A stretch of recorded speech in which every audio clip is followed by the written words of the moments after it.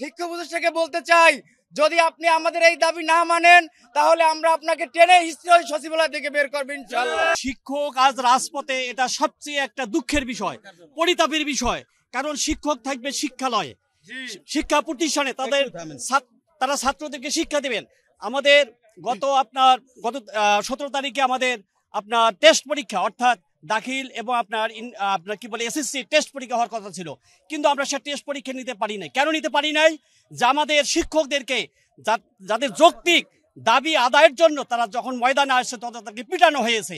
এর চেয়ে বড়, এর চেয়ে লজ্জার বিষয় আর কিছু হতে পারে না। যেহেতু শিক্ষাই জাতির মেরুদণ্ড, আর সেই আপনার শিক্ষার পরিচালনা করেন আপনার একমাত্র শিক্ষকেরা।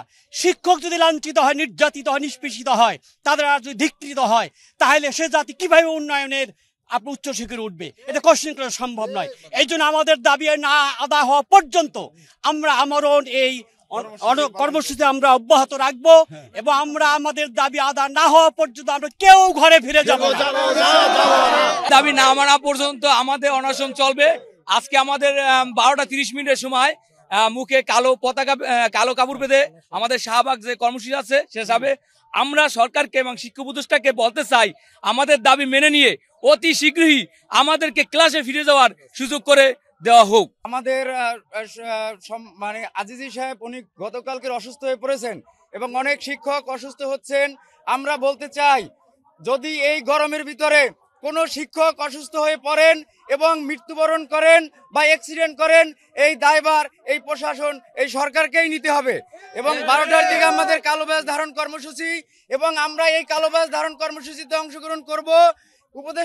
শিক্ষা উপদেষ্টাকে বলতে চাই, যদি আপনি আমাদের এই দাবি না মানেন তাহলে আমরা আপনাকে টেনে হিস্ট্রি সচিবালয় থেকে বের করব ইনশাআল্লাহ। গত 12 তারিখ থেকে এখানে লাগাতার কর্মসূচিতে আছি। আমরা সকলকেই সম্মান করেছি এবং সম্মানের সঙ্গেই কিন্তু আমাদের এই আন্দোলনটা চালিয়ে যাচ্ছি।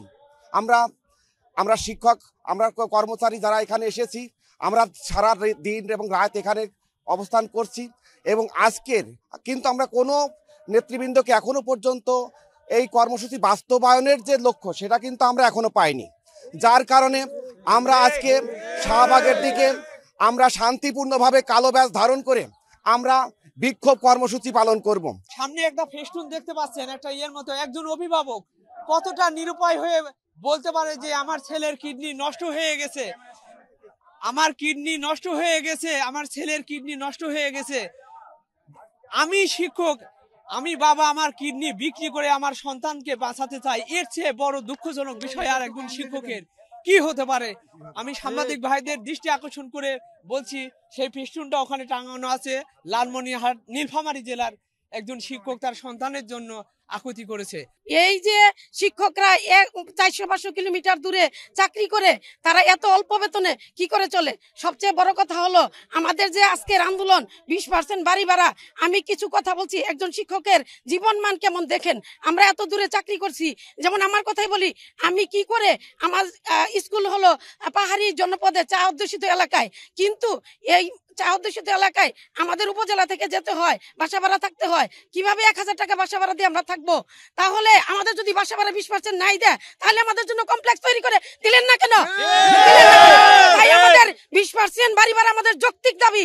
আমরা স্বাধীনতার পর থেকে 53-54 বছর হয়ে গেল, আমরা আজ পর্যন্ত আমাদের ভিতরে আগুন জ্বলছে, কিন্তু আমাদের আগুন নিভাই নাই। আমরা বাড়ি ভাড়া না আদায় করে এখান থেকে যাব না, এই শহীদ মিনার চালবো না। এই জন্য আমাদের আজকে যৌক্তিক দাবি। এবং আমি বলতে চাই যে এই দেশ এবং পৃথিবীর প্রত্যেকটা দেশ একটা শিক্ষার উপরে দাঁড়িয়ে আছে, কিন্তু এই শিক্ষাকে এই বাংলাদেশে সবচেয়ে শিক্ষার মানে অবহেলা চলছে। এই অবহেলা থেকে আমরা আর মানে বেরিয়ে আসতে চাই, আমরা মুক্তি চাই। অন্তর্বর্তীকালীন সরকারের সকলের দৃষ্টি আকর্ষণ করার জন্য আমি আকুল আবেদন জানাচ্ছি। কারণ হলো, আমরা 12,500 টাকা বেতন পেয়ে শিক্ষকতা করি। আমাদের মান সম্মান যতটুকু ছিল, শিক্ষককে গ্রামের মানুষ, শহরের মানুষ সবাই মূল্য দিত, কিন্তু এই আন্দোলনে এসে আমাদের শিক্ষক ভাইরা ভুক্তভোগী হয়ে নিজের যে আসল কথাটা সবাইকে জানিয়ে দিল। এই আসল কথা জানিয়ে দেওয়াতে আমাদের যে সমাজে মূল্য ছিল, সেই মূল্যটা এখন অনেক কমে গেছে। আর আমরা চাই আমাদের শিক্ষা উপদেষ্টার কাছে, তিনি একজন প্রফেসর, ডক্টর ইউনূস সাহেব, তিনি শিক্ষা মাধ্যম মানুষ। আমরা চাই, তার কাছে বিনীত অনুরোধ করছি, আমরা শিক্ষক পরিবার, আমরা উচ্চবিলাসিতা চাই না, আমরা চাই শুধু ডাল ভাত খেতে। আমাদের এই জন্য আমরা সেই কুড়িগ্রাম থেকে পিরোজপুর গিয়ে চাকরি করতে হয়, এজন্য আমাদের 20% বাড়ি ভাড়া বাধ্যতামূলক দিতে হবে এবং না দিলে আমরা যাব না এবং মরবো। আমরা যতক্ষণে আমাদের 20% বাড়ি ভাড়া 1500 টাকা চিকিৎসা ভাতা এটা না দেওয়া হবে ততক্ষণ পর্যন্ত আমরা এখানে অমরণ কর্মসূচি পালন করব। আমরা যতক্ষণে প্রজ্ঞাপন না হবে ততক্ষণে আমরা এই শহীদ মিনার থেকে ত্যাগ করব না। আমরা দীর্ঘদিন ধরে এটার মধ্যে ভুগছি যে একজন শিক্ষক হিসেবে আত্মমর্যাদা নিয়ে আসলে আমাদের চলাফেরা অনেক কঠিন হয়ে যাচ্ছে। আমরা কাউকে বলতেও পারতেছি না আমাদের যে কঠিন অবস্থা। তো এভাবে যদি আমাদের দিন চলে, পূর্বের যে সরকার ছিল তারাও আমাদের উপরে জুলুম অত্যাচার করেছেন, এখন যারা জনগণ চেয়েছেন একটা পরিবর্তন এসেছে, তো আমরাও চাচ্ছি যে আমাদের যে শিক্ষকদের ন্যায্য অধিকার এটা তো আসলে দিতে গেলে তার শিক্ষা উপদেষ্টার পকেট থেকে দিতে হচ্ছে না। ওনার যে আচরণ, আমরা মুগ্ধ হচ্ছি একজন শিক্ষক হয়ে উনি এত কঠোর কথা কিভাবে বলতে পারে। তিনার বোঝা উচিত যে 6 লক্ষ শিক্ষক পরিবারের প্রতি একটু কি সহানুভূতি তার হতে পারে না? তিনি যে একজন শিক্ষক হিসেবে এত দুর্ব্যবহার উনার থেকে আমরা আশা করিনি। তো আমরা আশা করছি আমাদের এই শিক্ষকদের ন্যায্য দাবিগুলো আদায় করতে হবে এবং যতক্ষণ আদায় হবে না ততক্ষণ ইনশাআল্লাহ আমরা এখানে সংগ্রাম চালিয়ে যাব।